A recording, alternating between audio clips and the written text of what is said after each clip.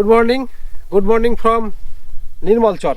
বন্ধুরা, আজ আপনাদেরকে এমন একটা বাড়িতে নিয়ে যাব, এই বিচ্ছিন্ন চর এলাকার এমন একটা বাড়িতে নিয়ে যাব যে বাড়িতে একজন মা, অসহায় মা, তার দুজন মেয়েকে নিয়ে, প্রাপ্তবয়স্ক দুজন মেয়েকে নিয়ে, যারা আজ অবধি অবিবাহিত, তারা একটা বিশেষ স্কিনের প্রবলেমে তারা ভুগছে। তো সেই বাড়িটা আপনাদেরকে নিয়ে যাব। এই যে দেখতে পাচ্ছেন সীমান্তের শুষ্ক পদ্মা নদী, এই পদ্মা নদীটা পার হয়ে ওই দিকে কিন্তু আমাদেরকে সেই 2 থেকে 3 কিলোমিটার রাস্তা গেলে তারপরেই কিন্তু দেখা মিলবে সেই ভারতবর্ষের শেষ গ্রাম নির্মলচর। সেখানেই রয়েছে কিন্তু সেই একটি পরিবার। পুরো গ্রামটা ভেঙে গেছে, মাত্র 2টো পরিবার আছে সেই গ্রামে। তাদের জীবনটা আজকে আপনাদেরকে তুলে ধরবো। তো চলুন, সেই বাড়িটা আমাদের খুব কাছাকাছি। এই যে চলে এসেছি, সোজাটা গিয়ে ওই যে ডান দিকে বাড়ি, চলুন যাই।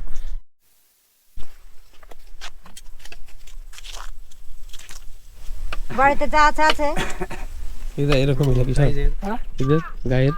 হ্যাঁ, জন্ম থেকে বিয়ে সাজা হয়নি? কত একটা বিঘ্ন আসছে তার।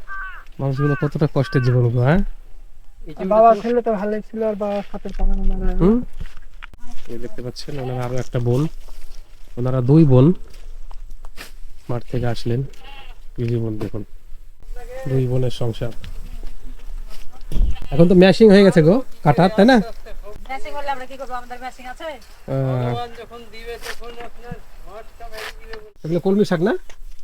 হ্যাঁ, আমরা 4 বোন আছি। আমার বড় দিদিটার বিয়ে হয়ে গেছে গণেশপুরে, আর যে শিবিরে একটা আছে ওটা আমাদের ওখানে বাড়ি।